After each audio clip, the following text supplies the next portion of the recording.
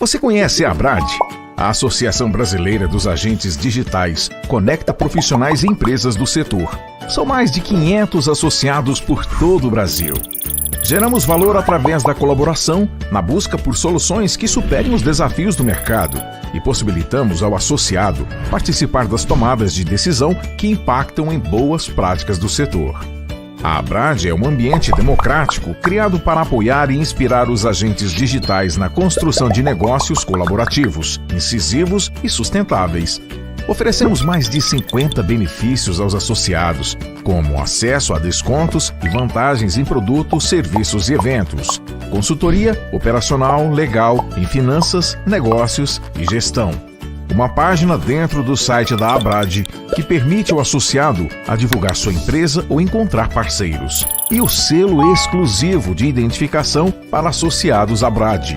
Um mercado mais plural, inclusivo e sustentável começa por cada um de nós. Conheça a ABRAD e vamos construir juntos o mercado digital que queremos. A Wise Hands promove a inclusão através de projetos de tecnologia, soluções em acessibilidade sob medida para as necessidades sociais de sua empresa. Traga a inclusão para seus projetos de forma simples e eficaz. Entre em contato e descubra o que nós podemos fazer por você.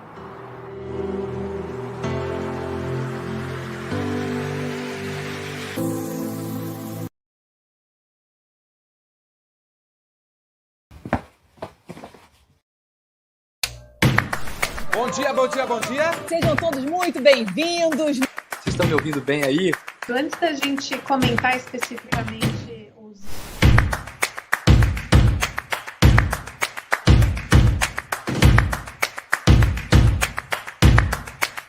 Vamos lá?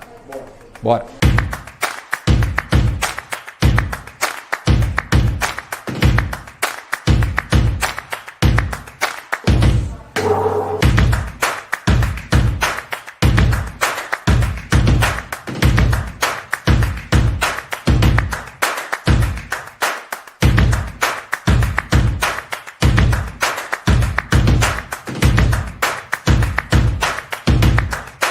Coisa incrível!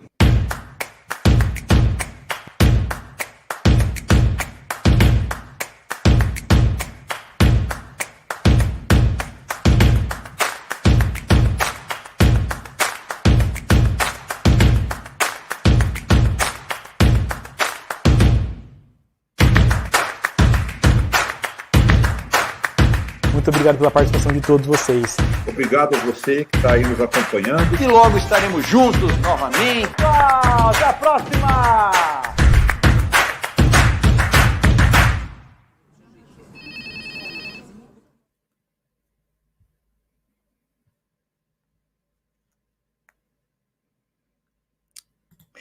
Olá, muito bom dia, seja muito bem-vindo a mais um webinário promovido pela ABRAD, onde estaremos abordando hoje o tema marcas e patentes com grandes profissionais do mercado, trazendo muito conteúdo para que você possa ter dicas, sacadas e a informação correta para não perder tempo e dinheiro quando o assunto é relacionado especialmente à questão das marcas.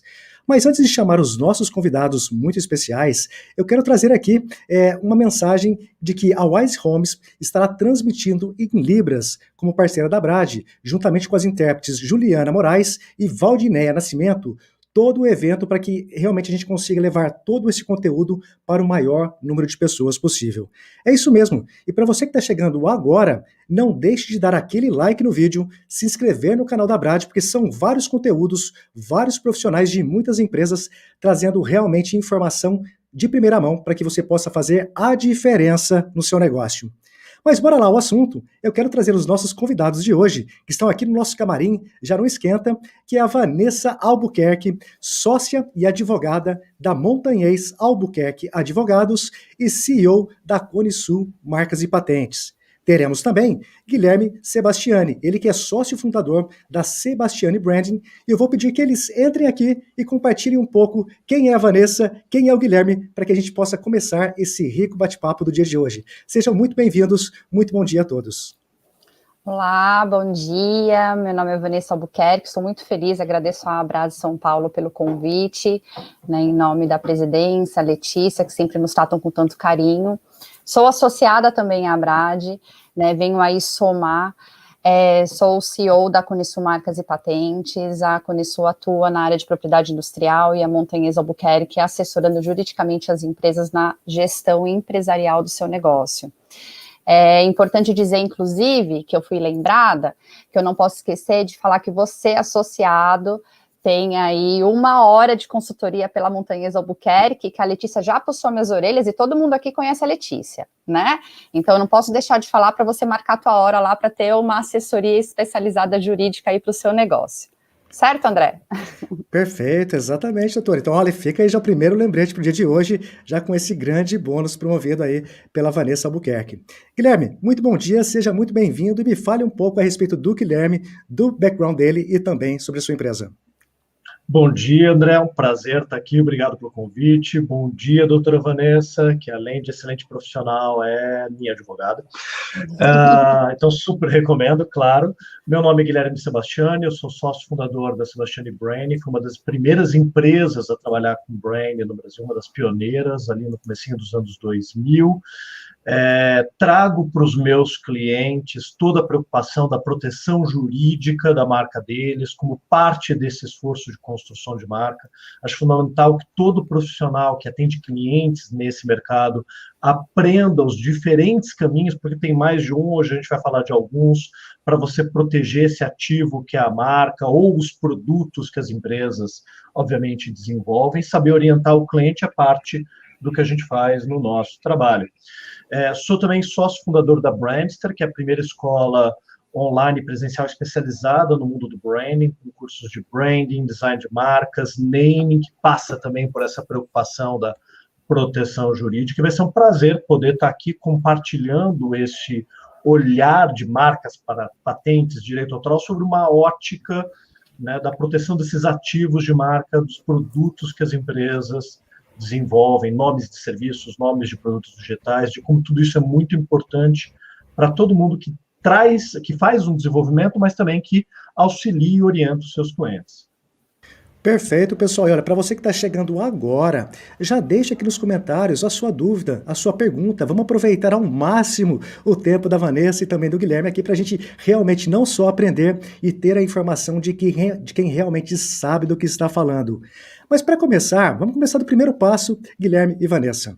Eu vejo que muitos empreendedores, muitos profissionais ligados ao mercado digital não têm a total compreensão do que é um registro de marca e patente.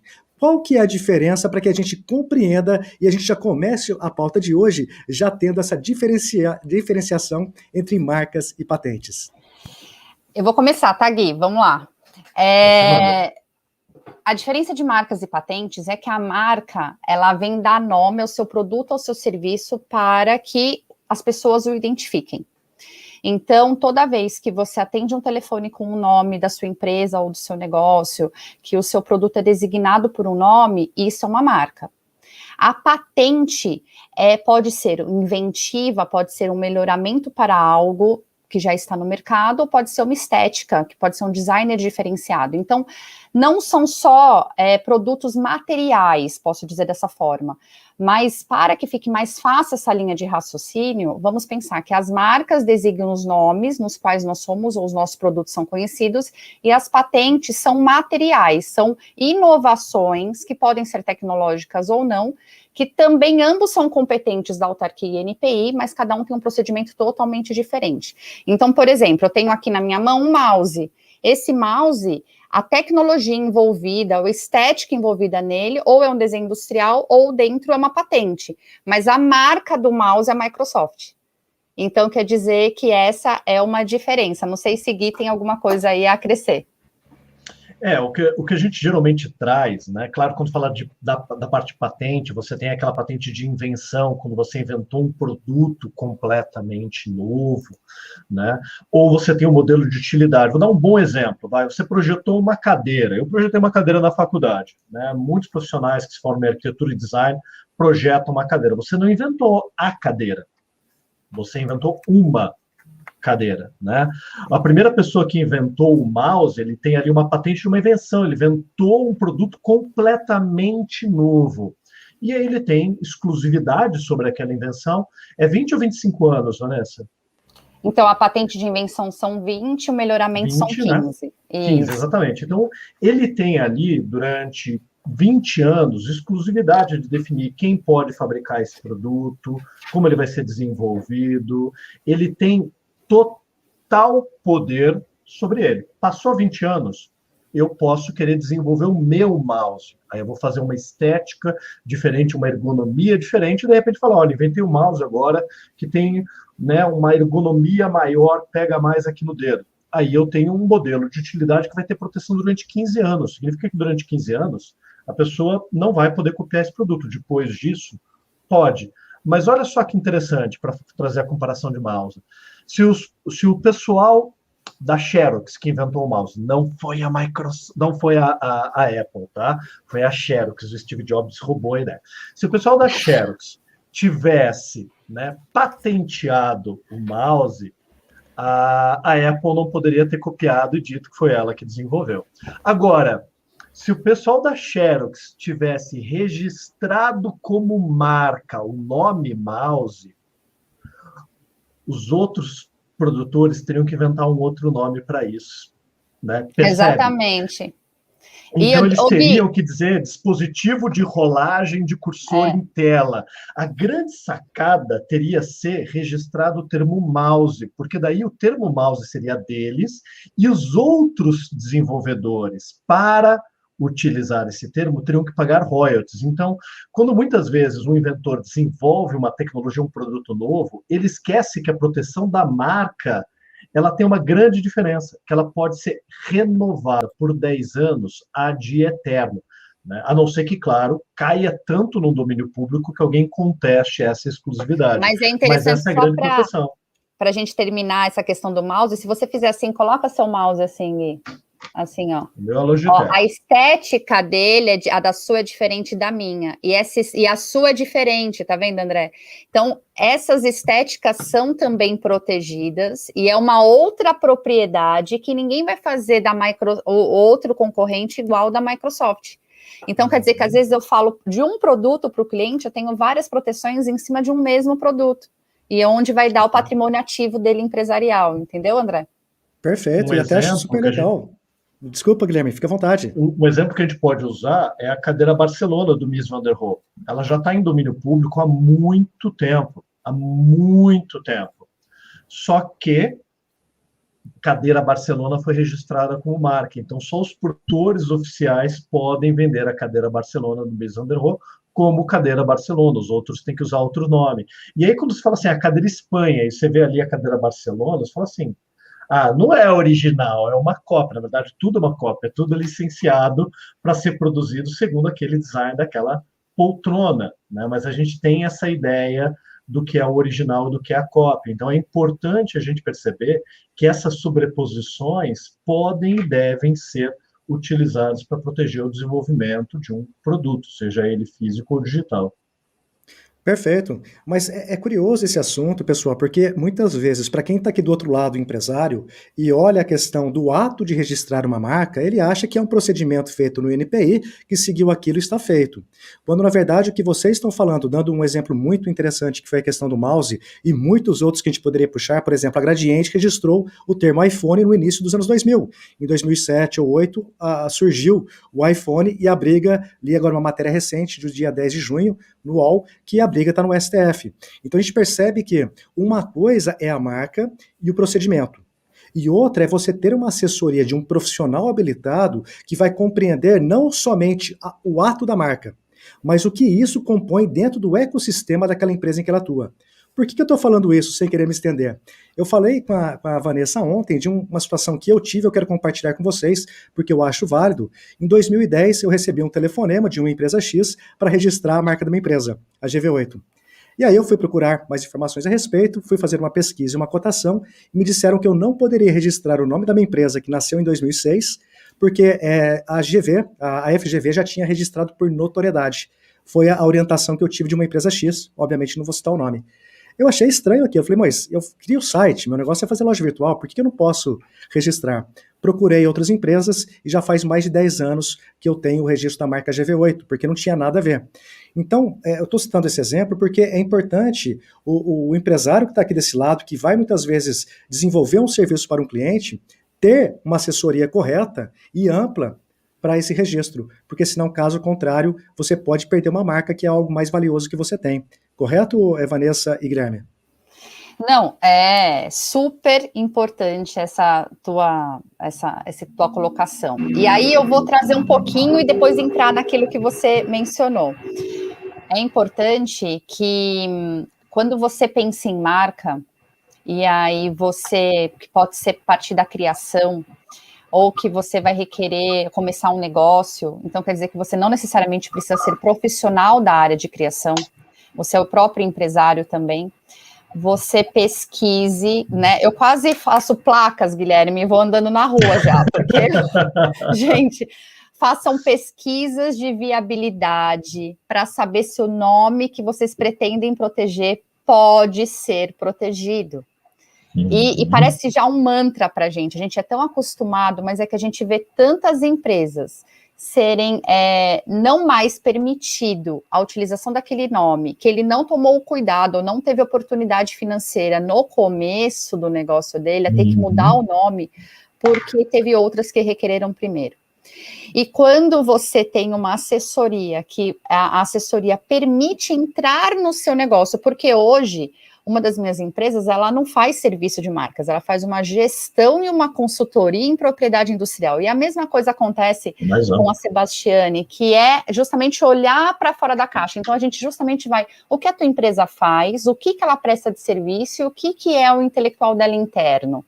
Porque, às vezes, nem o próprio empresário sabe a quantidade de ativos que ele tem dentro da empresa. Ele está tão no automático dentro da empresa que ele não permite, ele não entende isso. E isso é uma coisa que eu falo muito internamente para os meus colaboradores para disseminar esse conteúdo.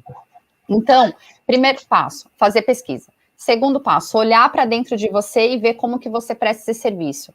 Porque a experiência que você trouxe, André, que você foi procurado e que não podia, e depois você conseguiu esse registro, tem que ver se realmente aquilo que você está pretendendo vir a registrar pode ser registrado. Existem algumas ressalvas na lei.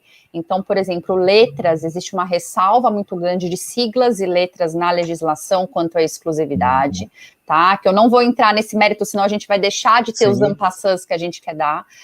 Mas é importante saber se vai ter identidade visual vinculado àquilo, e isso não é somente para você que é empresário, para você que cria, porque eu sei que aqui na Brad tem uma gama muito grande de associados e de segmentos, então aquele pessoal que faz o infoproduto, por exemplo, aquele pessoal que mexe com marketing digital, você está querendo propagar o negócio do seu cliente, você está querendo engajá-lo, né? E agora está muito famosa essa expressão, precisa se engajar no mercado, né?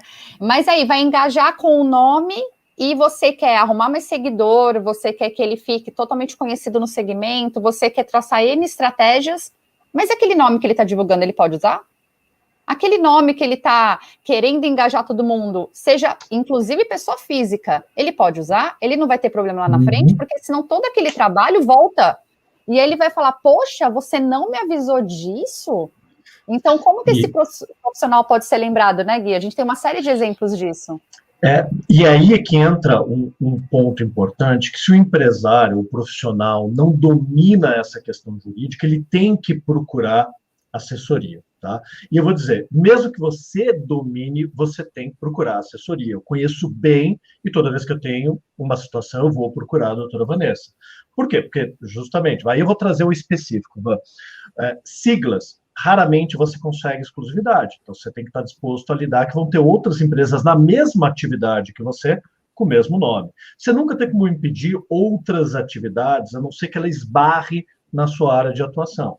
A própria Apple, quando criou o iPhone, cometeu um grande erro, né? Essa linha i em todos os produtos é i de internet. Como ele é descritivo da característica do produto, não tem exclusividade. Então, ele é um iPhone, é um telefone para a internet, é um iPod, é um iPad, então não tem exclusividade. Uma grande empresa como a Apple comete esse erro. Tanto que você vai perceber que a Apple não usa mais o I na frente de nenhum produto, é Apple Watch, Apple TV, porque daí ela consegue manter essa propriedade. Galinha pintadinha. Legal, vamos pegar ali o nome que já estava na cantiga popular, a galinha pitadinha ou galho carijó. Você não tem como ter exclusividade desse nome, uma vez que ele é uma matéria intelectual de domínio público, você não pode registrar aquilo para sua atividade, faz parte do nosso imaginário popular. Né? Não usei o termo correto agora, mas me falhou o termo, mas enfim. Então, olha quanto custa isso hoje para a galinha pintadinha, porque surgiram um monte de imitadores. E, claro, quem copiou o produto em si, aquele desenho característico da galinha pintadinha, sobre aquele desenho cabe uma proteção jurídica, mas sobre o nome, não. Então, todo mundo aqui pode lançar a sua versão da galinha pintadinha, desde que não copie aquele desenho em si. Só que daí isso significa para aquele empresário que investiu, que ele, na verdade, vai perder mercado e abrir mercado para um número grande de concorrentes. Então, geralmente, a falta de uma orientação jurídica, a gente pode pegar um exemplo pequeno nacional, o seu, André, ou, por exemplo, de uma grande empresa como a Apple, acaba custando muito caro depois. É uma economia muito pequena no momento inicial de projeto. E, às vezes, mais importante do que simplesmente ir lá e fazer o registro é ter esse acompanhamento. Né? Porque uma coisa, quando a Vanessa falou, é o nome que você usa ali no atendimento telefônico, no teu site, mas tem que lembrar que só usar não te garante nenhuma proteção, você tem que registrar. E depois de registrar, feita a análise de viabilidade, você tem que acompanhar. Muita gente perde a marca por não ter um advogado acompanhando, entendeu? Tem alguém lá que faz uma oposição ao seu nome. O INPI não te manda um WhatsApp falando, olha, você tem que tomar uma providência, uma notificação, abre ali no teu celular. É você que tem que estar acompanhando. E você perdeu o prazo?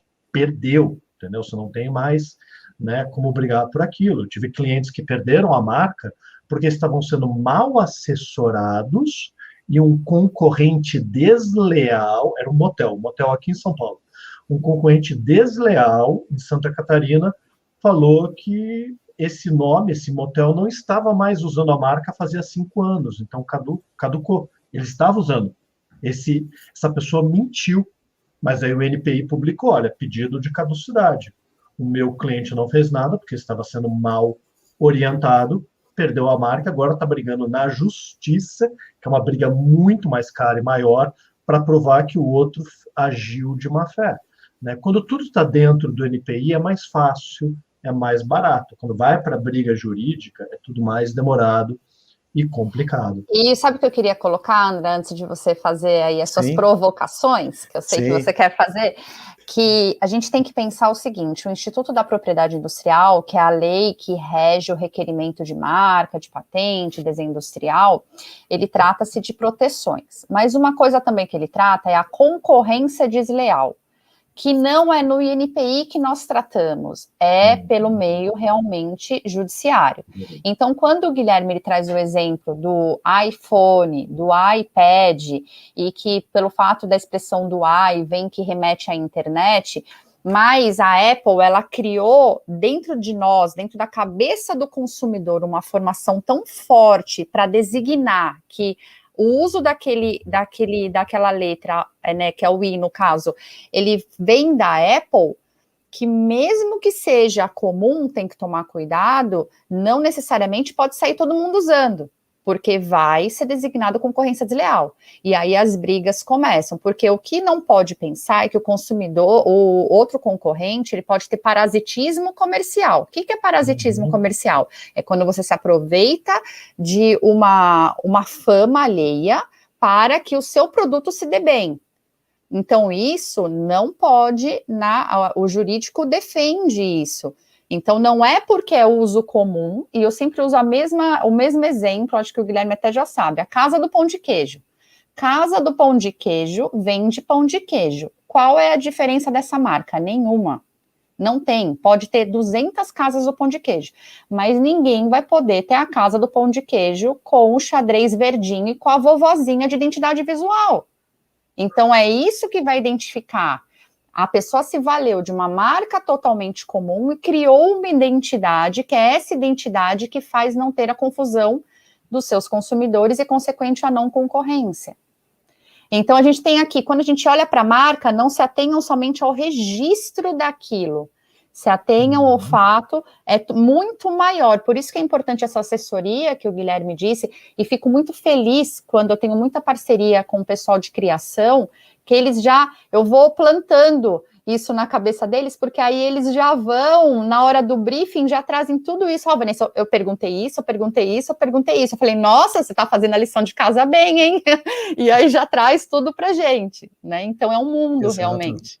Né? Não, exatamente, pessoal. Inclusive, eu queria agradecer novamente o pessoal da Wise Hands, juntamente com a Juliana Moraes e Valdinéia Nascimento, que estão aqui fazendo esse trabalho sensacional, levando para mais pessoas essa mensagem, esse conteúdo que eu tenho certeza que pode ajudar a economizar tempo e dinheiro.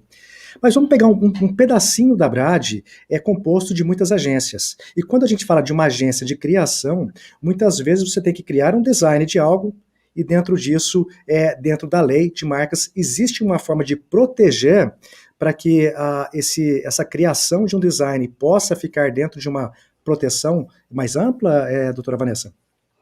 Então, quando você fala de criação, você está falando da identidade visual. De modo geral, mas, por exemplo, se eu criar algum trabalho específico de algum tipo de design para uma empresa, isso pode, de alguma forma, ser criado um registro de marca ou não? É somente sobre o produto em si, sobre o projeto principal? Não, você pode requerer o registro daquele design, seja ele de uma embalagem, por exemplo, eu gosto muito do exemplo do Leite Moça, quando fez aquela campanha dos 70 anos, se eu não me engano, 50, 70 anos do Leite Moça, que ele criou uma embalagem com uma cintura, a lata com uma cintura, né? Sim. É isso, e eu achei lindo aquilo, porque foi uma sacada que remetia à marca, então a empresa requereu aquela proteção, foi feito por uma criação, seja ela interna ou de um prestador de serviço, e aquela estética foi requerida como um desenho industrial, tá? Então, depende do que você desenvolve, você vai para a linha de marca, depende do que você desenvolve, você vai para uma marca figurativa, porque existem várias características de marca, pode ser uma marca nominativa, mista ou figurativa, depende, você entra para uma situação de até marca tridimensional, existe a marca tridimensional, que é, por exemplo, a garrafa da Coca-Cola, é uma marca tridimensional, que você olha para a garrafa e não precisa do rótulo ou da tampa para identificar qual marca que ela remete. É uma marca tridimensional. Ou até um desenho industrial. Então, depende do que você cria, tem uma esfera correta, uma caixinha correta para enquadrar essa proteção. Agora, o que é interessante é que quando você é contratado para criar, é importante deixar, a gente vai para uma esfera contratual, é importante deixar claro isso para o seu cliente, que você está sendo contratado e que ele vai deter isso para ele, porque você está sendo pago por isso. Agora, a autoria daquilo é sua, então eu sou o criador, a autoria daquilo é sua, a Vanessa criou. Pela lei de direito autoral, os créditos da autoria sempre têm que ser dados, justamente para que você possa divulgar o seu trabalho. Existem alguns contratos que eu já li, o Guilherme, que trabalha mais nessa área, com certeza vai poder ajudar, é que tem clientes que não querem permitir que você fale que você participou daquele projeto, e às vezes isso acontece com empresas muito grandes. Então, se ele não permite que você coloque aquilo no seu portfólio, então você pode até acrescer um bônus financeiro nisso, porque você não vai poder se valer da autoria daquele projeto. Tá? Então, você pode acrescer uma situação pecuniária com relação a isso. O Guilherme já passou por algumas experiências nesse sentido, né, Gui? Só que daí é importante salientar que quando a gente entra no direito autoral, a gente está entrando numa outra legislação. E aí, até pegando um pouco, André, por exemplo, né, você registrou a marca visual que você criou para sua empresa. Mas você criou, de repente, um hot site com visual completamente diferente. Você criou um e-book com uma diagramação própria. Esses conteúdos de texto, de layout, não entraria numa patente, não entraria no registro de marca. Você vai ter uma proteção dentro do direito autoral, que é uma outra esfera, uma nova esfera que a gente pode falar de proteção jurídica. E aí o interessante sobre a parte da lei de direito do autor é que se você foi um dia obrigado, né, a assinar um contrato de que você não poderia se identificar como autor da obra,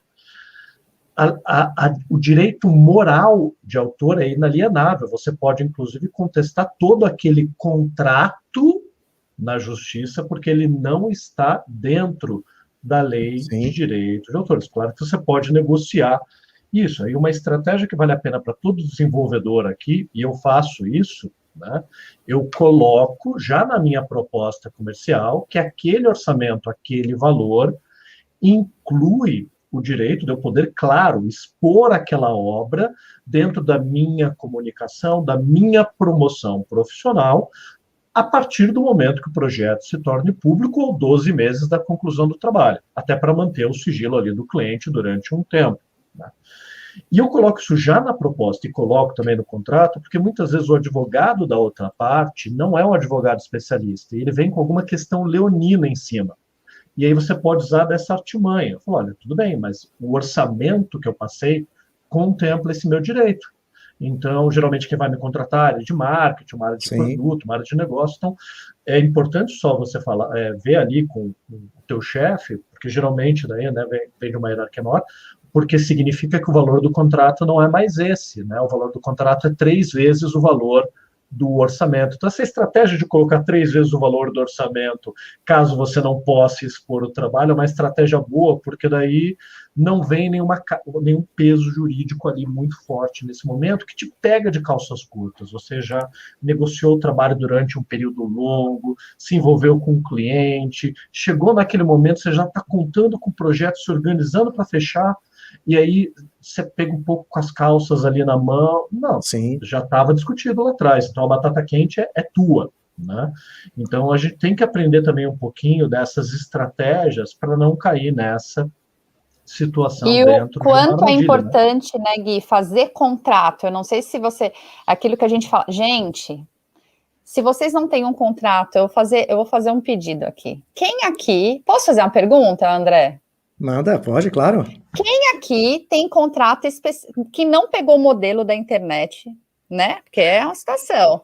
Que não já pegou... deixa nos comentários, já. Gente, deixa aqui. Quem aqui tem contrato feito para o seu negócio por um advogado? E que ele é totalmente focado. Gente, isso faz uma diferença que vocês... Exatamente. Ô, Guilherme, eu... E é melhor assim, quem aqui já não ficou reclamando que o cliente não valoriza o seu trabalho porque o sobrinho faz mais barato, porque eu tenho um amigo que entende muito de informática e na hora de precisar contratar alguém para fazer o contrato, entrou no grupo lá do Facebook, alguém me passa um modelinho de contrato aí, né? A gente fala que a gente quer a nossa profissão reconhecida, mas tem que reconhecer a dos outros também. Exato. E assim, se a gente quer que alguém reconheça financeiramente a nossa, a gente tem que fazer esse investimento. E um pequeno detalhe, tá? Quando o advogado te ajuda a fazer um contrato, ele tem um direito autoral naquela obra também. Você não pode pegar aquele contrato e dar ou vender para os amigos, tá bom? Um pequeno detalhe importante que a gente muitas vezes vê. Você está compartilhando uma obra que foi criada para a sua empresa, então tem uma proteção ali também. Contrate um advogado. Mas isso é um pouco de característica do brasileiro também, né? Seja o colaborador ou o empresário, eu vejo que ele é muitas vezes reativo, né? Aí ele deixa a bucha acontecer para depois procurar um advogado, e aí muitas vezes o custo é muito mais alto se caso ele tivesse criado dentro da lei alguns artifícios legais que poderiam auxiliá-lo, né? Eu vejo que tem muito essa questão, não, depois eu vejo, pego o Ctrl+C, Ctrl+V aqui, depois vai, e aí quando vem a bomba, é aquela história. Aí muitas vezes não consegue ter uma solução rápida ou econômica. Mas, pessoal, tá chegando algumas perguntas que eu vou colocar aqui.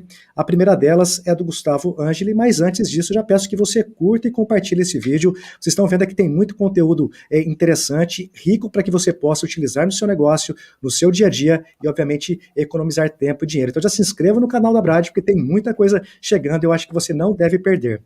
A pergunta do Gustavo é a seguinte: é possível fazer registro de termos, não nomes, mas frases ou termos específicos no INPI? É possível, mas tem uma situação aqui.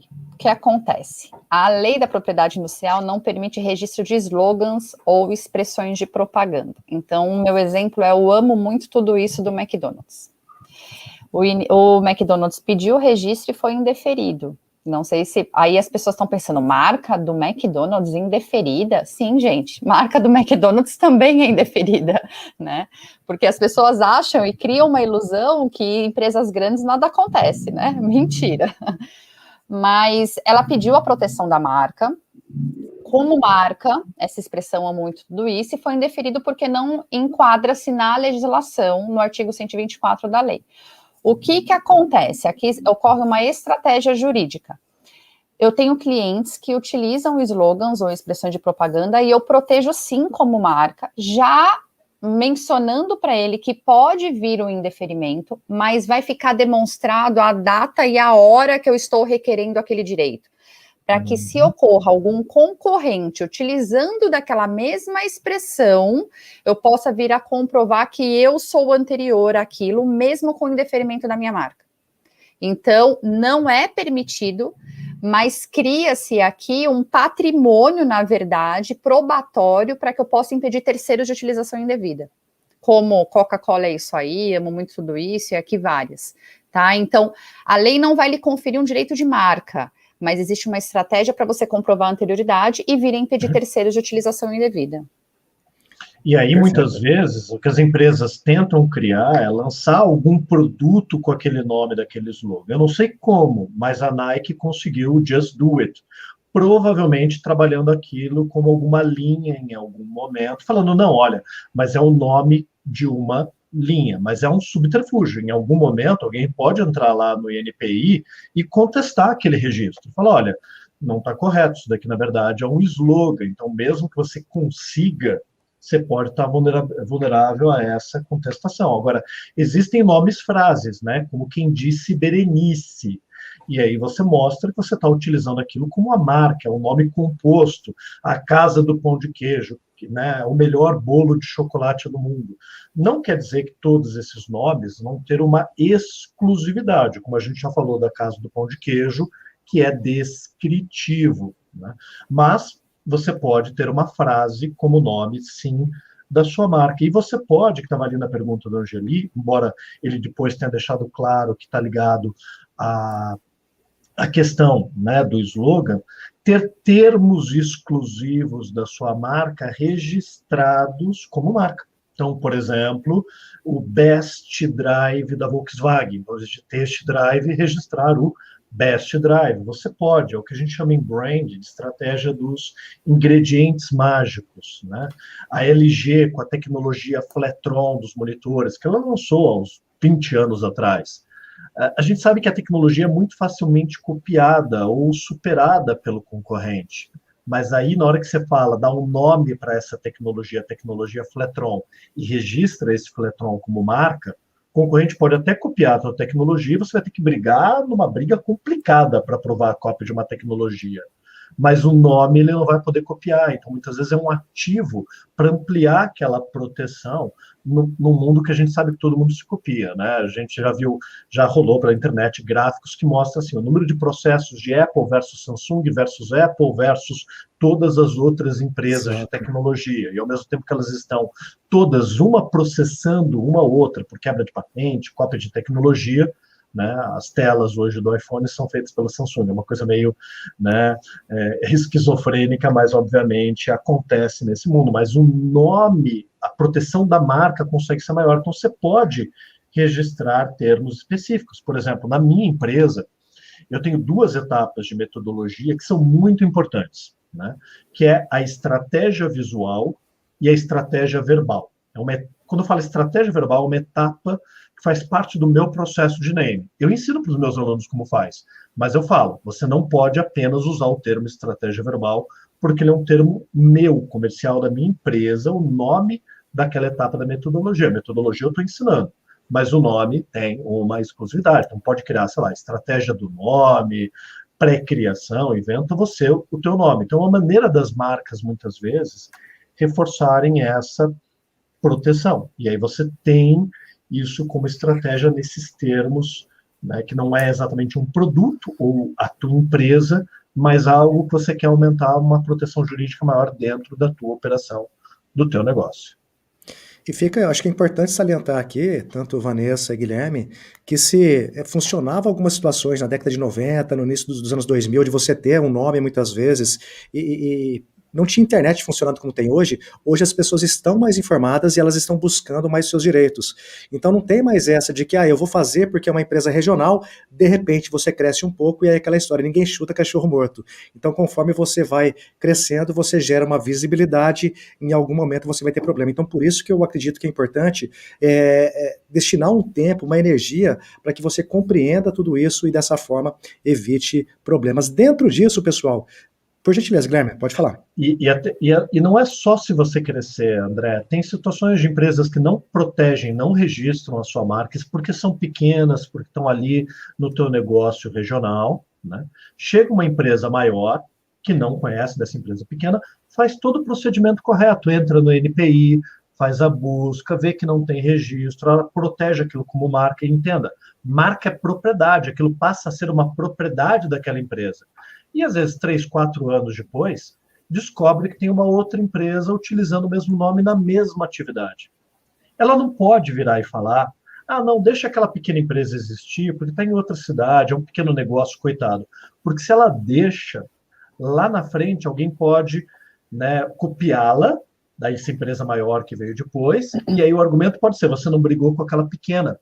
Então, naquele momento, essa empresa maior vai ter que chegar para a pequena e falar, olha, eu sei que vocês não agiram de má fé, mas isso agora é meu, e ok, toma aí um mês para vocês deixarem de usar. E para aquela empresa deixar de usar, às vezes significa tirar a adesivação do veículo, desmontar o luminoso, jogar fora todo o uniforme do restaurante, todos os pratos com a marca, significa um prejuízo, né? Uma empresa numa situação ruim financeira pode até vir a quebrar, não ter o capital necessário para fazer toda essa troca, que é muito mais cara do que o registro da marca em si. Eu acho que é muito além de dinheiro, né? Porque perder dinheiro, às vezes, você até recupera em algum momento, mas além desse alto prejuízo, eu acho que tem uma energia que você gasta com algo que não vai estar focado na expansão do negócio. E aí é aquela história, com tantos desafios que a gente tem, seria um a mais para que a pessoa tivesse que resolver. Mas até vou trazer uma pergunta aqui do Júnior Gaino. Ele pergunta o seguinte, a Wise Hands desenvolveu o primeiro livro digital multiacessível, SL Book. Pedimos uma patente do produto. Caso seja negado, eu entro com a proteção no direito autoral? Então, eu precisaria entender um pouco, falando aqui desse livro, porque aqui é um livro digital multiacessível. Eu entendo, e aqui teria que conversar, eu vou te dar um exemplo de direito autoral, tá? Primeiro que eu não sei quais foram as características enquadradas da patente, eu não vislumbro tanto isso como patente, eu vislumbro muito mais como um direito autoral do que como patente. Quando você registra uma obra, se você a traduz para o inglês, para o russo, para o italiano, aquela interpretação que é dada, tanto é que é por isso que às vezes a gente gosta de ler as obras traduzidas por determinadas pessoas, né, que ela coloca uma interpretação intrínseca que leva em conta e o espírito criador daquele autor, que é muito subliminar essa questão do direito autoral, parece até uma filosofia, e vai um pouco para o lado de uma filosofia, tá? É um outro direito autoral, então eu tenho o direito autoral da obra e eu tenho o direito autoral de quem interpretou para aquela nova língua. Eu vou pensar que essa obra criada, tá, para essa Libra, vamos pensar dessa forma, houve uma interpretação. Houve também uma interpretação, e aqui com certeza vai ter, eu quero aquele intérprete e eu não quero aquele intérprete, porque ele interpreta muito melhor aquilo que eu estou falando e aquele outro não. Então, eu levo analogamente para essa situação do direito autoral. Eu, sinceramente, não vislumbro que essa obra seja uma patente. Eu vislumbro muito mais um direito autoral, mas aí eu precisaria conhecer um pouco mais o caso específico para que eu pudesse dar uma assessoria, inclusive se é Gustavo, não é? Como é o Júnior.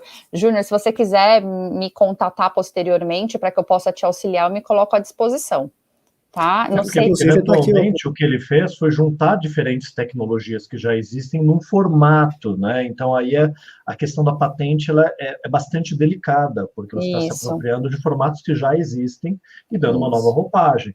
Mas talvez, se for realmente o primeiro do mundo, né? E você deu um nome descritivo ali, né? Livro digital multiacessível. Esse tipo de nome não teria uma proteção. Se você inventa, talvez, um nome para esse tipo de produto e começa a trabalhar para popularizar esse nome, você pode ter exclusividade, talvez, do nome dessa tecnologia. Foi o exemplo que a gente deu no começo da live, falando se os inventores do mouse tivessem registrado mouse como marca, eles poderiam estar ganhando royalties em cima do uso comercial desse termo até hoje, né? Então, estaria mais por aí. Mas aí mostra também a complexidade desses olhares que a gente tem que ter, né? O que a gente consegue proteger em marca? Dentro de patente, o que pode ser protegido ou não, seja modelo de utilidade ou uma patente de invenção.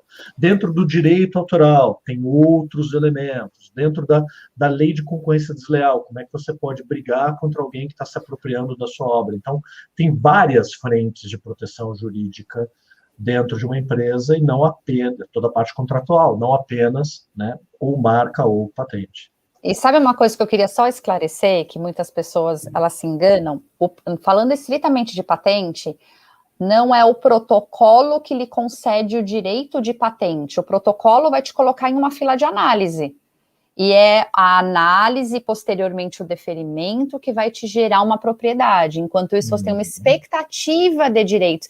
Então, aqui a gente precisa ver também se foi enquadrado e foi feito todo um relatório técnico descritivo, que a gente entra muito mais na tecnicidade, para saber se aquilo está enquadrado na legislação. Porque eu falo, gente, parece até um pouco assim, chato, mas dar protocolo é fácil. Protocolar as coisas é muito fácil. Fazer nomes deve ser muito fácil. Agora, chegar na expectativa do cliente, o que ele quer, você transformar aquilo em algo que realmente ele se identifique, porque por isso que existem todos os testes possíveis e imagináveis que o Guilherme faz, se aquilo é quente, se aquilo é frio, se dá alegria, se dá tristeza, todas aquelas coisas. Eu sei porque eu também sou cliente do Guilherme. Ele é meu cliente, mas eu também sou cliente dele. Então, e dar o papelzinho do protocolo é fácil. Agora, será que aquilo existe uma expectativa de um direito? Será que aquilo está enquadrado na lei? Então, é isso que a gente se preocupa. Tá? Exatamente. E dentro disso, hoje, o tempo médio, Vanessa, de entrada no pedido de registro, há um tempo que você sai ali, que nem você falou, tem esse período de protocolo a ser seguido, qual o tempo médio? E encaixando já uma segunda pergunta, muitas vezes o empresário não tem planejado a saída do negócio dele para outro país. No meu caso, eu montei uma empresa em 2015, 3 anos depois, a gente passou numa aplicação da Apex Brasil em São Francisco, eu estou operando lá já faz 2 anos. Feito o registro, tem validade da marca, né? No caso, a gente está sendo mais específico aqui. Eu tenho validade em alguns países, tem algum tipo de parceria onde esses INPIs de outros países têm relação e eu não posso estar seguindo? Poderia falar um pouquinho mais a respeito? Claro. Então, vamos lá. Para pedir o registro de uma marca até o deferimento, hoje, atualmente, eu falo hoje, atualmente, dia 6 de julho de 2021, porque tudo pode mudar no NPI. Sim. Né? É mais para ter uma noção. Sim, está demorando aproximadamente de 10 a 12 meses, tá? Eu tenho processos que estão muito mais céleres, eu tenho um processo dentro do escritório que já saiu com 6 meses, e eu tenho um processo com 5 anos que ainda não foi deferido. Mas é um prazo aproximado, tá? E se acha longo, já foi maior, né? Tinha uma época que nenhum saía antes de 3 anos. 3 a 5 anos era a média que nós dávamos, né, Guilherme? E por que isso acelerou? Porque o Brasil aderiu ao Protocolo de Madrid. Então, quer dizer que o Brasil faz parte e contempla os tratados, alguns tratados internacionais. Então, com isso, um dos requisitos era que acelerasse o andamento processual administrativo, justamente porque nós iríamos ser um escritório receptor de outros pedidos de registro internacionais. Então, isso deu uma acelerada. Não quer dizer que a celeridade do deferimento estão saindo decisões tão robustas. Ainda mais vem aí a maior importância do advogado ficar realmente atento a estas decisões. Estão saindo algumas decisões equivocadas, que aí a gente tem outras instâncias para estar resolvendo isso. Quanto a requerimento da marca em outros países, inclusive a Ana, que me consultou ontem da Batiza, Guilherme, que também você a conhece, Ana, que ela tá aqui. Aluninha minha, o Gustavo Geli, aluno, tá todos os Ela alunos tá aqui. assistindo a gente, a Ana, né? Ela até comentou comigo que ela queria uma pesquisa na América Latina ontem. E é interessante, o fato de você requerer o pedido de registro, ele te garante direito ao território nacional, tá? Você pode vir a reivindicar em outros países? Pode. E aí, cada país funciona de forma independente. Você tem que tomar cuidado, porque é muito comum, e eu sempre dou o exemplo dos biscoitos da Nestlé, que você não pode ferir direito interno. Então, às vezes, a tua marca aqui no Brasil está concedida, e às vezes na Itália ou nos Estados Unidos, ela não pode ser usada, porque já tem um direito requerido lá no mesmo segmento de atividade, porque lembrando que a marca é protegida por segmento. Pode falar. Nos Estados Unidos tem um outro ponto, que cada estado tem uma legislação distinta, que muitas vezes pode interpretar de maneira diferente isso também. Ou seja, e fora que nos Estados Unidos especificamente, você tem que comprovar o uso da marca para que ela seja deferida. E aqui no Brasil a gente pode ter concedido e depois começar a usar. Então, quando o cliente me procura especificamente dos Estados Unidos, eu pergunto para ele, mas qual é a projeção de uso da sua marca lá? Ah, vou começar a usar daqui 6 meses. Ok, então podemos iniciar. Porque, primeiro, que é realmente bastante oneroso, é pago tudo em dólar, não existe a política do parcelamento como nós brasileiros estamos acostumados. Exatamente. É tudo no cash lá, Exato. né? E aí você tem um dispêndio de valor ali, e se você não começar a usar, você perde tudo. Né? Então, existem esses prazos. Agora, dá-se para requerer o pedido em outros países via Brasil? Dá para requerer. E aqui nós vamos fazer conta matemática, porque de acordo... Então, dá para você requerer... Não, dá para você requerer em francos suíços. E aí você requer por quê? Porque a gente tem que ir sempre na OMP, que é a Organização Mundial da Propriedade Industrial, tá? E lá eles vão fazer a distribuição para outros países. Então, tem que fazer a conta matemática, se vale a pena requerer via tratado internacional ou em países individuais, realmente por conta matemática mesmo, e saber o quanto que o cliente tem esse interesse do uso e não somente para, eu quero porque às vezes não vai valer a pena o investimento. Agora, por exemplo, também essa relação depende muito quando a gente entende se você está vendendo serviço, vendendo produto e a sua base de operação. Vou dar um exemplo. Né? A gente criou recentemente um nome por um banco digital de câmbio. As operações são todas internacionais. Enquanto ele estiver operando apenas a partir do Brasil, ele pode atender clientes no exterior, não é um problema. Ele está aqui no Brasil atendendo clientes no exterior que estão recebendo uma remessa de dinheiro ou enviando uma remessa para cá. Mas ele está operando a partir do Brasil como uma marca brasileira. Se ele começa a querer montar operações com prospecção, atuação nestes outros países, aí ou ele registra a marca lá ou ele pode ter problemas. Então, dentro da tua atuação, André, uma coisa é você exportar o teu serviço a partir do teu escritório brasileiro para clientes no exterior. A Sebastiane faz isso, a Brandster tem alunos em Angola, na Austrália, na China, nos Estados Unidos, que são falantes de língua portuguesa, né? Ou brasileiros expatriados lá, ou pessoas que têm o domínio do português. Mas eu não preciso registrar a Brandster como marca nesses países. Agora, se você começa a ter um escritório de representação lá fora, através da satisfação da PEX, sim. Porém, com produto tem uma outra lógica, tá? Com produto, na medida que o teu produto, que tem, de repente, uma marca estampada, sei lá, eu criei vamos supor que não existisse Garfield no Brasil, né? Eu criei aqui o suco de laranja do Garfield. Na hora que isso entra, por exemplo, no mercado americano, os detentores da marca podem virar e falar, olha, esse produto aí no Porto tem que ser apreendido porque ele lesa a nossa marca. Então, esses cuidados tem que ter das diferenças, muitas vezes, de prestar um serviço à distância ou importação e exportação de um produto. Porque daí, quando esse produto chega com a marca, isso é importante, né? Com a marca ali estampada, né? Uma empresa que detém aquela marca no Brasil pode, né, pedir essa apreensão, se opor à venda, comercialização e distribuição daquele produto aqui no Brasil. E eu já passei de casos que eu barrei produtos no porto, por conta que Bom. estava infringindo direitos do nosso cliente, e aí eu tive até a ajuda da Receita Federal, uma série de coisas por conta disso. Ou seja, tem que ter acesso à informação e profissionais altamente qualificados, porque não é somente o ato do registro de uma marca. Ele muitas vezes vai estar influenciando toda a cadeia produtiva, seja de produtos comerciais ou serviços. Então, o prejuízo não está somente em perder ou não a marca, é você ter acesso a esse conhecimento.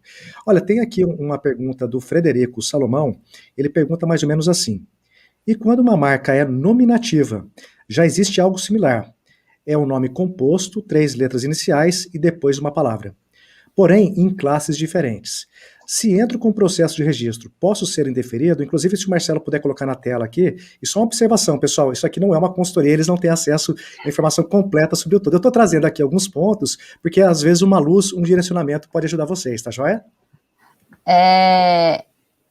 Lembrando que a marca ela é protegida por ramo de atividade.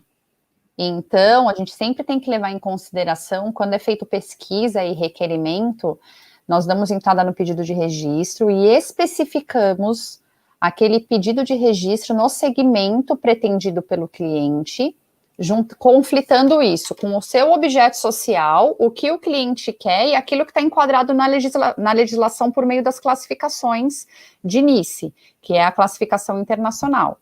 Então, aqui tem que ter um compêndio aqui de informações para que saia o protocolo. Pode ser que o Frederico possa falar assim, eu atuo no segmento de consultoria imobiliária, mas eu também faço a questão de câmbio.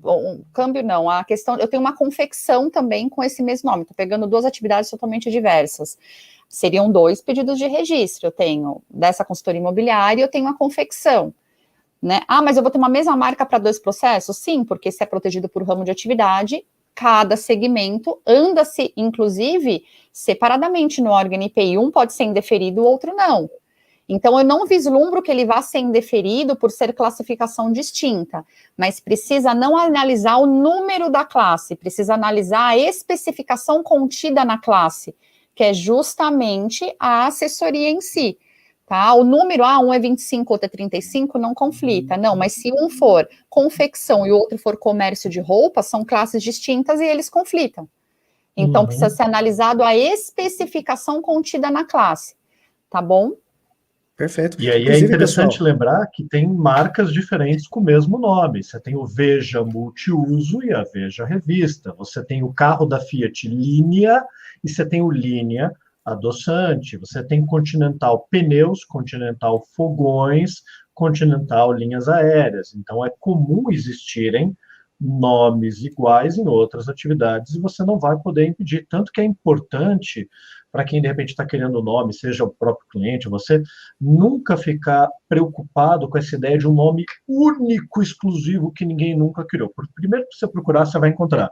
Segundo, mesmo que você consiga chegar nesse feito, você não vai ter como impedir que outras pessoas usem o mesmo nome para outra atividade. Então, por que procurar um nome que ninguém nunca criou, se você nunca vai ter essa exclusividade total dele? A não ser que você vire daí marca de alto renome, né, Globo, Ferrari, mas aí é uma outra história que não vale a pena entrar em detalhes segundo, agora. Terceiro webinar, senão a gente fica doido. Exatamente, é quando você fica multimilionário, né? Então, aí é outra história.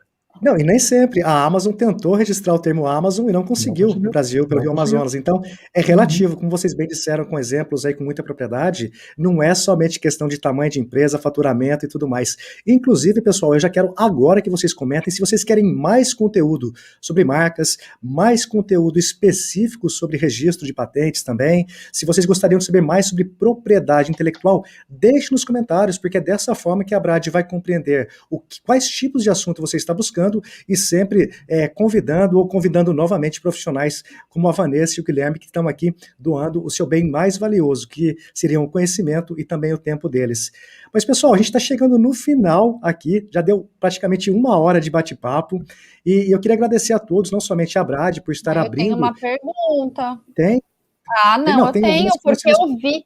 Você me dá 10 minutos? Não, é que o pessoal aqui coloca no privado para mim. O que vai pondo no privado eu vou fazendo. Mas fica à vontade. Não, mas espera aí, a gente pode quebrar um pouco esse privado. Calma aí, André. Olha só, Claro. Tem uma pergunta aqui que eu acho super interessante esclarecer. Você me permite? Deve, pois não.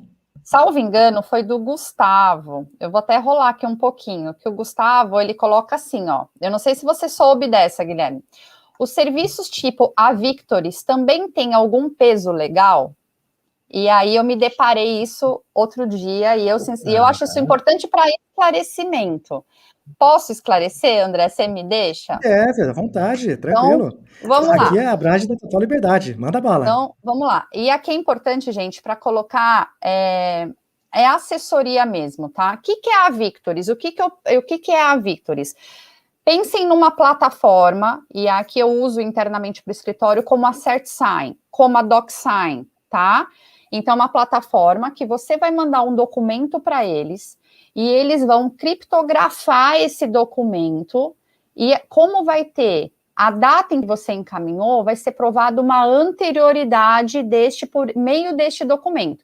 Antigamente, utilizava-se muito o pensamento que quando você tinha um direito autoral, você encaminhava carta para você mesmo pelo correio, olha a situação, e você não abria a carta porque iria ter o selo do correio que comprovaria que você havia mandado para você aquela data, e se caso você tivesse algum problema, você teria como provar que aquilo era seu, porque na hora, se fosse mandado para alguma lead, iria ser aberto aquele envelope, ia ter o conteúdo dentro e ali estava datado, ok.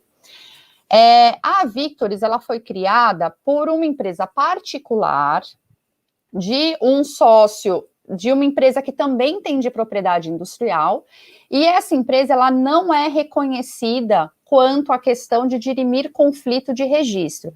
Existem situações específicas, registro de marca, INPI, registro de patente, INPI, direito autoral, depende do direito autoral, a gente vai para uma faculdade de belas artes, a gente vai para a escola, né, a Biblioteca Nacional. Biblioteca Nacional. Exatamente. Então, e esses órgãos, eles são reconhecidos pelo governo, governamentalmente, vamos dizer assim. O que acontece é que aqui, a lei do direito autoral, ele tem uma brecha. Qual é a brecha do direito autoral? Que o direito autoral independe de registro. O direito autoral, você não precisa registrar para falar que você é autor daquilo. No entanto, se caso você vier a impedir um terceiro de utilização indevida e for para um judiciário, eu preciso de um documento comprovando para o juiz para provar que aquilo é teu. E esse documento é dentro desses órgãos que, querendo ou não, são reconhecidos para registro, que no caso do direito autoral é a Faculdade de Belas Artes ou Biblioteca Nacional. É a mesma coisa, analogamente, que eu ter um imóvel e ao invés de eu ir registrar esse imóvel no cartório de imóveis, eu vou lá no cartório de protesto. Não é o cartório certo para isso. Então, aqui eu não estou dizendo mal ou dizendo bem da Victoris. Eu acho que a ideia foi muito interessante e existe assim, uma situação criptografada que ele vai ficar datado lá. Mas isso é o registro?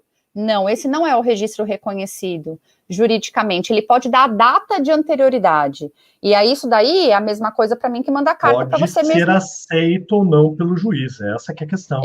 É o modo habitual? Não. Agora, eu não entendo o porquê nós utilizaríamos um outro meio se já existe um meio habitual de se fazer. E existe um meio que está sendo reconhecido juridicamente por aquilo. Aquilo só vai provar a sua anterioridade.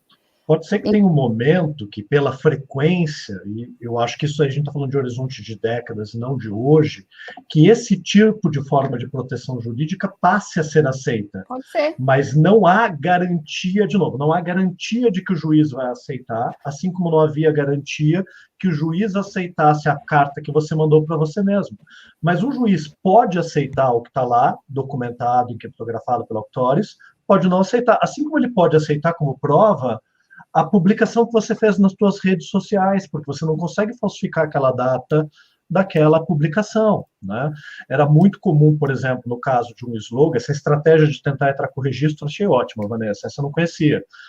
As empresas fazerem, de repente, um anúncio num jornal, porque aquela folha de jornal datada provavelmente seria aceita como prova, né, de que naquela data, naquele anúncio, você já estava utilizando o slogan. Às vezes você pode ter que pedir uma perícia daquela criação que você fez à mão para um perito técnico. Então, muita coisa pode vir a ser aceita ou não aceita como prova, né? O que me preocupa quando a gente fala desse tipo de solução é que muitas vezes o discurso de venda é uma comparação, não é nem com o registro da Biblioteca Nacional ou da Escola de Belas Artes, porque, de novo, a lei não te obriga a fazer um registro e ela diz que o autor tem direito sobre a obra mesmo sem registrar. Mas é que a contraposição é feita em relação ao registro da marca no NPI. Então, tá lá, registro da marca no nosso site, é isso, é barato, é rápido, registro da marca no INPI, né, demora 3 anos, mas a gente está falando de, inclusive, legislações diferentes, a proteção jurídica da marca no NPI e a proteção à lei de direito de autor, né? A gente está falando de competências muito diferentes, isso pode levar ao erro. Então, é muito importante lembrar que todo tipo de geração de prova que você puder ter sobre a sua obra, documental, é importante. Eu guardo até hoje todos os desenhos de todos os logos criados à mão no escritório. É um tipo de prova, né?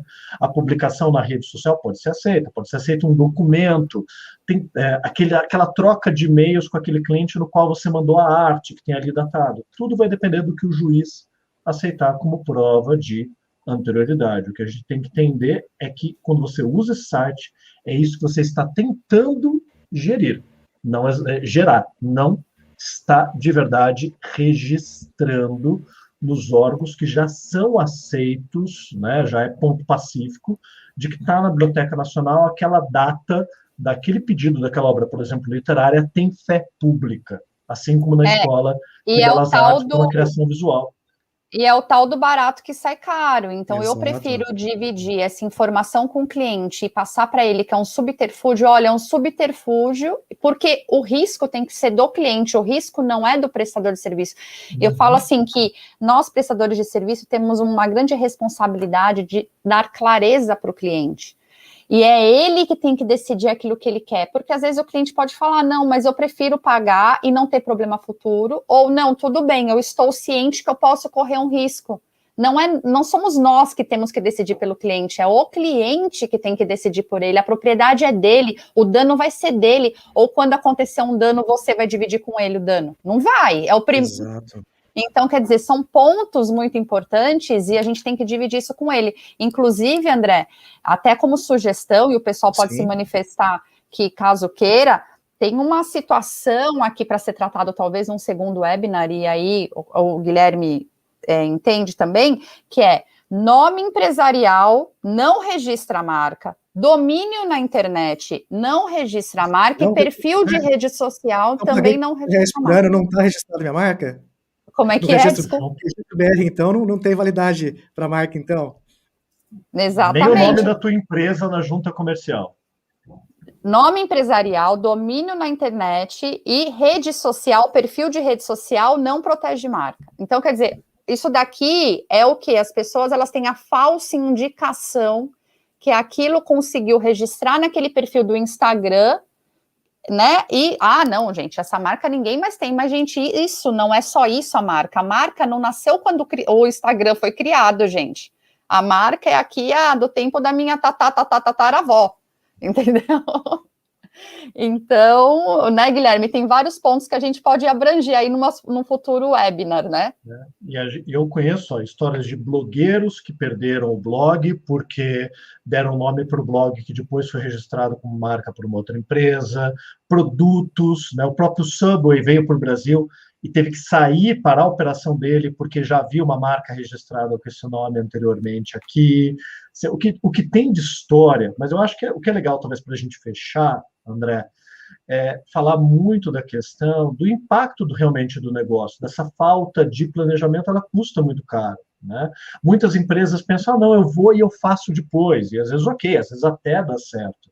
Mas eu conheço empresas que hoje têm um passivo jurídico muito grande por, no momento da criação da escolha do nome, terem feito escolhas com nomes com baixa proteção jurídica, né? Água de cheiro, é uma delas, a própria Casa do Pão de Queijo, né? Embora tenha uma proteção, essa proteção gera um passivo jurídico de brigar contra imitadores,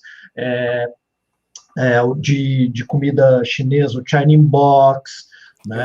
Pô, o China Box tem um passivo jurídico de todos os anos ficar brigando pela marca contra imitadores pela baixa proteção, né? Esse custo é maior do que em outras empresas do mesmo porte, por conta disso. Quando o empresário está pequeno, está começando, ele não se preocupa com isso, mas lá na frente pode custar muito caro. Então, ter esse auxílio de profissional de criação de nomes e de marcas e patentes, um advogado, e importante, tá? Não é qualquer advogado, tem que ser especialista. Fala por quê? Exato. Como prestador de serviço na minha área, muitas vezes eu me vejo explicando para os advogados dos meus clientes questões sobre direito autoral que estão no meu contrato, questões sobre registro de marca, porque eles são especialistas em outras áreas e não dominam. Então, é fundamental ter um especialista te assessorando no desenvolvimento do projeto e também na proteção desse projeto depois. Não, realmente, eu acho que se não houver uma atenção especial, seja do empresário, do empreendedor, quanto também do profissional que auxilia, né, uma agência de marketing, uma agência de publicidade que auxilia da forma correta, direcionando para um profissional que tem essa expertise, que é especialista nesse assunto, porque envolve tantas leis, alterações, muitas vezes é uma vírgula ali e depois não tem jeitinho. E me parece que o INPI no Brasil realmente ele funciona bem alinhadinho, é bem regradinho. Vocês já trouxeram aqui vários exemplos que dinheiro não comprou muitas vezes um atalho para poder conseguir essa aprovação.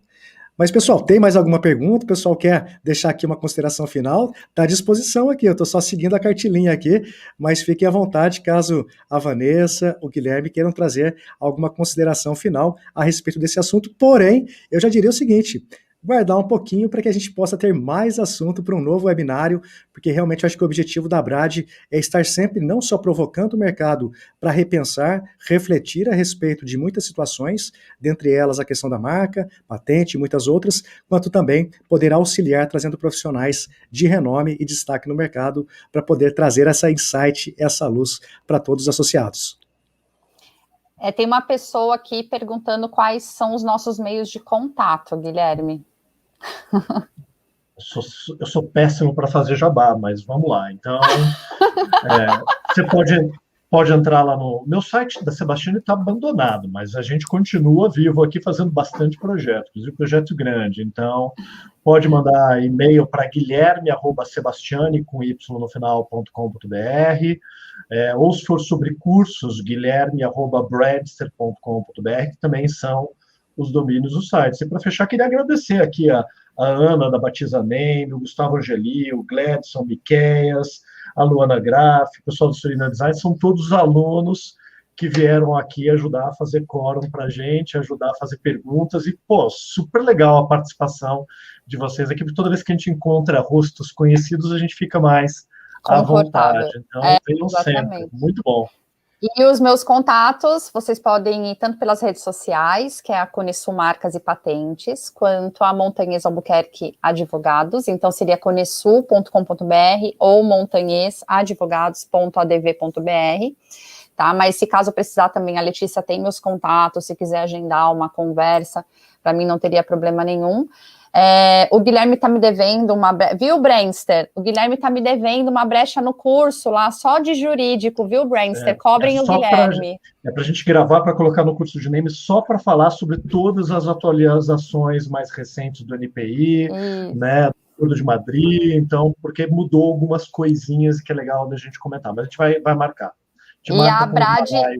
E a Brad podia ver também, se precisar da gente para alguma outra orientação, fazer essas diferenças, o quão, né, dessas questões que a gente trouxe, trazer casos, às vezes eles mandarem os casos, a gente fazer um grupo de estudo de caso, é super interessante, eu gosto bastante da prática, eu acho que assim a gente materializa melhor, assim, na nossa mente, eu acho bem legal. O Júnior está perguntando, Vanessa, repete seus contatos, é Conesul, ali, ó, a Brad já colocou, ó, Conesul e Montanhês Albuquerque, pessoal. E eu gostaria de agradecer tanto o pessoal que veio aqui nos prestigiar, quanto a minha equipe também, porque a gente faz aquela situação, olha só, vocês precisam me dar audiência lá na Brad, hein? Então a equipe toda tá em peso aqui, obrigado meninas, viu? E eu não sou nada sem minha equipe, viu, pessoal? Eu preciso delas para poder estar aí executando um ótimo serviço para vocês. Excelente. Pessoal, só tenho a agradecer aqui realmente a Abrad estar proporcionando, não somente pela estrutura, também todos os profissionais que envolvem para acontecer aqui a live. Então, muito obrigado a todos, o pessoal da Abrad, da Letícia, do Marcelo, de todos que estão aqui fazendo acontecer. E mais uma vez eu faço questão de agradecer ao pessoal da Wise Hands, especialmente pelas intérpretes Juliana Moraes e Valdinéia Nascimento, que proporcionaram esse conteúdo a mais pessoas. E já fique ligado na Abrad, já se inscreva no canal, já acione o sininho de notificação, porque tem sempre conteúdo novo chegando, e se você quer participar, receba em primeira mão todas as notificações. Abraço e até a próxima atividade.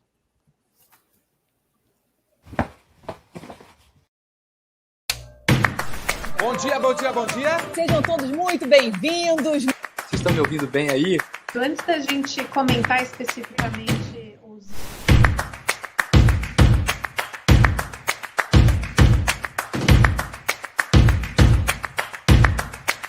Vamos lá? Bora.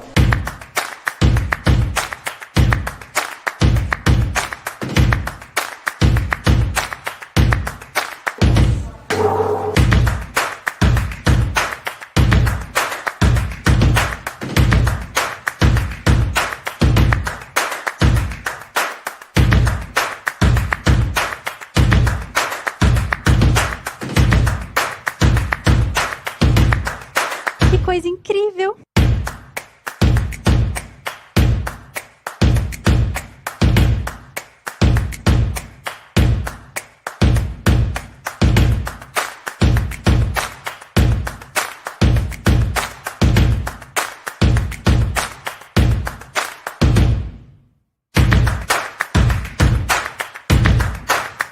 Muito obrigado pela participação de todos vocês. Obrigado a você que está aí nos acompanhando. E logo estaremos juntos novamente. Tchau, até a próxima!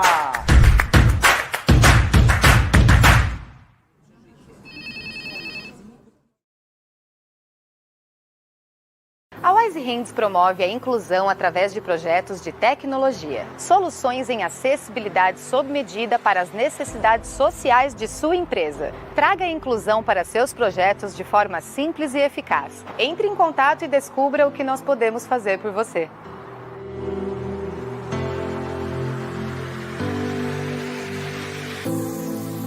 Você conhece a Abrad? A Associação Brasileira dos Agentes Digitais conecta profissionais e empresas do setor. São mais de 500 associados por todo o Brasil. Geramos valor através da colaboração na busca por soluções que superem os desafios do mercado e possibilitamos ao associado participar das tomadas de decisão que impactam em boas práticas do setor. A Abrad é um ambiente democrático criado para apoiar e inspirar os agentes digitais na construção de negócios colaborativos, incisivos e sustentáveis. Oferecemos mais de 50 benefícios aos associados, como acesso a descontos e vantagens em produtos, serviços e eventos, consultoria operacional, legal, em finanças, negócios e gestão. Uma página dentro do site da Abrad que permite ao associado a divulgar sua empresa ou encontrar parceiros. E o selo exclusivo de identificação para associados Abrad.